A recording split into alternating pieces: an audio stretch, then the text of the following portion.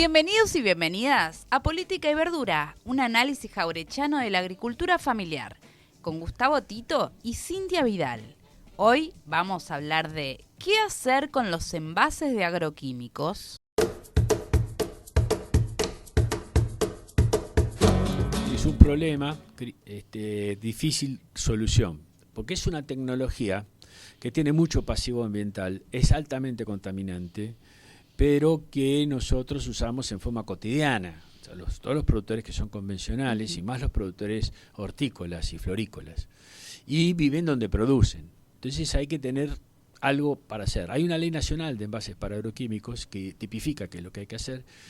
Y bueno, lo que hay que charlar con el productor es, bueno, desde que uno compra un envase agroquímico, primero tiene que saber leer la etiqueta. La etiqueta en los agroquímicos se llama marbete.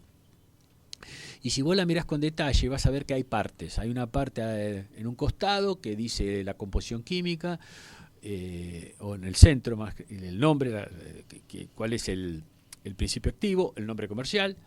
Después en un costado tenés toda la parte de primeros auxilios, ¿no? Y en otra tenés las dosis para aplicar. Pero guarda, porque muchas veces te dice una dosis para una plaga y para un cultivo. Y vos no tenés eso. A veces es para pulgón del ciruelo y vos haces lechuga. Lo que sucede es que no hay a veces, porque cuando no hay para el pulgón de la lechuga. ¿Pero por qué? Porque cuando una empresa de agroquímicos dice, yo quiero base NASA, y dice, quiero que este agroquímico esté autorizado, y dice, bueno, ¿para qué y para qué plaga? Y tiene que hacer un estudio para eso. Y tiene que pagar por eso. Entonces, cuanto más plagas pague, más cultivo. Entonces, solamente muchas veces lo que dice el marbete es para un cultivo de alta renta. Para tomate vas a encontrar, para pepino y para las plagas principales. Pero una mosquita blanca en rúcula, no te va a salir la dosis.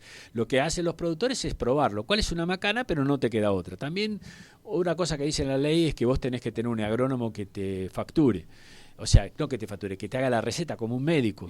Bueno, pero no se cumple eso. Para que te diga que... Sí, vos no podés aplicar si no hay una receta. Es lo mismo que el médico, ¿viste? Y no podrías comprar sin eso. Bueno, a veces tienen un agrónomo que firma todas las boletas, las agroquímicas, pero generalmente, hay que decirlo, no se cumple, pero no por mala fe, porque es inviable tanta cantidad de agroquímicos, tanta diversidad de productores, no hay no hay una logística adecuada para eso. Es una buena idea, pero no hay una buena logística. Bueno, sumado a eso, vos te lo comprás, después lo tenés que guardar en un lugar seguro. Tiene que estar fuera de la casa de los niños, cerrado con llave, fuera de la casa, fuera del lugar donde haya algo combustible. Eso es clave, ¿no? Y con señalética que diga, no, cuidado, no entre, peligro. No tocar, etcétera, etcétera, ¿no? Bueno. Y después viene el tema de hacer la dosificación y ponerlo en la mochila, por ejemplo, para dar un ejemplo, o en el goteo. Y ahí es donde aparece el problema, porque hay que saber la letra simple. Porque hay que manipular hay todo. Hay que manipular y saber cuentas matemáticas, Ajá. anotar, decir, bueno, si dice 100 mililitros, ¿y cómo tengo yo el medidor? El medidor es la tapita, que es tantos centímetros cúbicos, bueno, todo eso, y manipularlo con guantes, con elementos de protección personal, hacerlo en un lugar separado de donde vamos a hacer la producción, etcétera, para cargarlo. Bueno, eso el productor lo tiene que saber, lo tiene que manejar, y ahí es donde es importante, si no lo manejan, que parte de la familia trabaje. Si no es ducho con matemáticas, el productor, que el pibe o el joven lo ayude. Es muy importante. Pero vos fijate las dificultades que tiene este producto, que ni siquiera está, viste, cuando vos lees los instructivos y te compras algo, bárbaro, y a veces no se entiende porque está en chino la cosa. Bueno, en estos casos a veces hay que hacer algunas cuentas para calcular la dosis adecuada, que a veces es para que sea parecida al bicho o a la plaga que figura, o a la planta que figura en el marbete. Claro, muchas aproximaciones, son poco y certero. Después tenés las bandas abajo de color, las verdes, que es el menos tóxico, las amarillas y las azules que están intermedios, y los rojos, que son los más tóxicos. Entonces y tiene mucha señalética de infografía, digamos, que donde vos ves dibujitos. Con dibujos, claro. Eso está bueno porque cualquiera ya sabe de qué se trata, ¿no? Bueno, suponete que vos aplicás el agroquímico y en algún momento se te acaba y te queda el envase. De ahí aparece qué hay que hacer. Bueno, lo que recomienda la ley de envases es lo siguiente. Primero, te queda un restito, ponerle agua y seguir aplicándolo hasta que quede seco. Que no haya, supuestamente no haya más producto. Nada. O sea, que lo gastás todo, no te quede un culito, digamos. Yo hablaba, por ejemplo, hablábamos una vez con un productor que invitábamos a la clase, que era un trabajador que gerenciaba, un gerente que gerenciaba una floricultura. Jimeno, mi amigo Jimeno, Daniel Jimeno, él contaba que en la empresa esa había guardados en el depósito frascos de agroquímicos muy antiguos, por lo tanto, generalmente los más viejos son muy tóxicos, como el DDT y eso, que quedaban culitos, y quedaron, y eso no se sabe qué hacer, porque no estuvieron en el tratamiento adecuado, siguen siendo una bomba de tiempo, ¿no? Estaban aislados, nadie los tocaba, pero ahí quedaron. Entonces, la idea es que no quede ese culito. Y después se lava 3 veces, se hace triple lavado, lo lavas con agua 3 veces, lo que tirás al envase, ¿no? Al envase, que bien, ya se terminó. Sí. Lo que tirás, volvé a tirarlo en la mochila para que siga, o lo tenés que tirar en un lugar donde no vaya al agua potable, no haya escorrentía. Lo ideal es esa que lo sigas utilizando. Sí.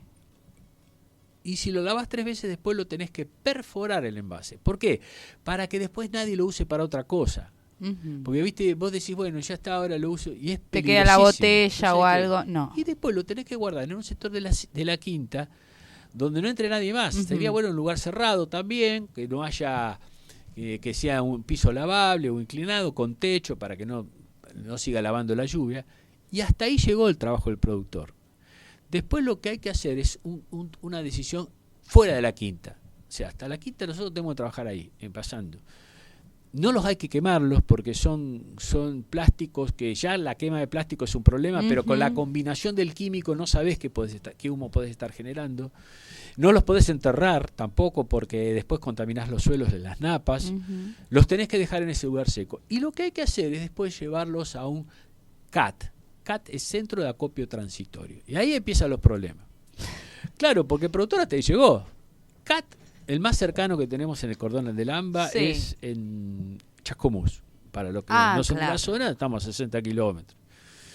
Y para llevarlo hay que generar volumen. Entonces ahí hay que gestionar fuera de la quinta, con las organizaciones, con el municipio. ¿Qué hace el CAT?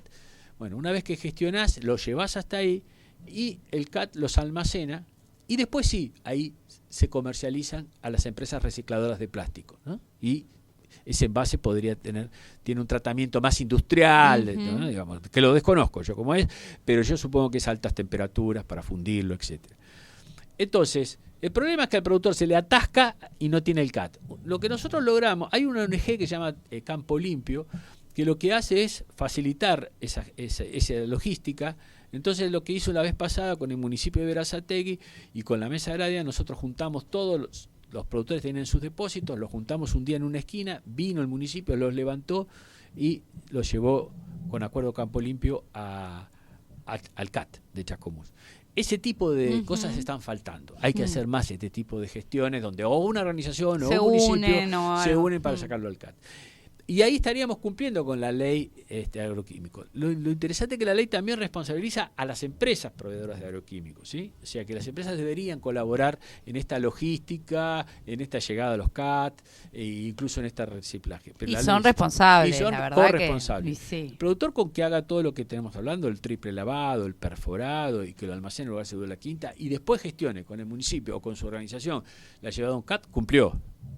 Pero bueno, es importante esto hacerlo porque si no quedamos, se llama pasivo ambiental, viste, una pequeña bomba de tiempo que te queda ahí y no sabes qué hacer. Y es impresionante cómo se acumulan.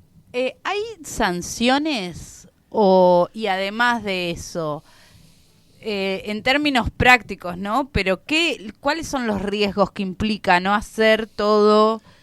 Los riesgos son complicados. Primero puede haber sanciones, hay una ley. Esa es lo que te acabo de decir de cómo se trata un agroquímico, lo dice la ley nacional de agroquímicos. O sea, que incumplirla debería haber. Ya haber una sanción. Sí. Pero nosotros siempre decimos desde la parte de gestión, que estamos nosotros en gestión ambiental acá en La Jaureche, que hay que hacer un camino para llegar a eso y que más que lo punitivo hay que hacer algo estimulante, digamos, ¿no? Entonces alguien debería estar premiado por los productores se quieren deshacer de los agroquímicos, o sea que quieren hacer los CAT.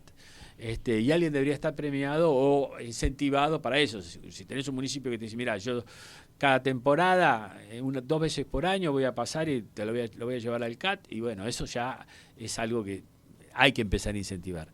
Los riesgos son, primero, las contaminaciones agudas. Esto de agudo es cuando por manipular te pasa algo, irritación en los ojos, inhalaciones, eso es gravísimo, sarpullidos, etcétera.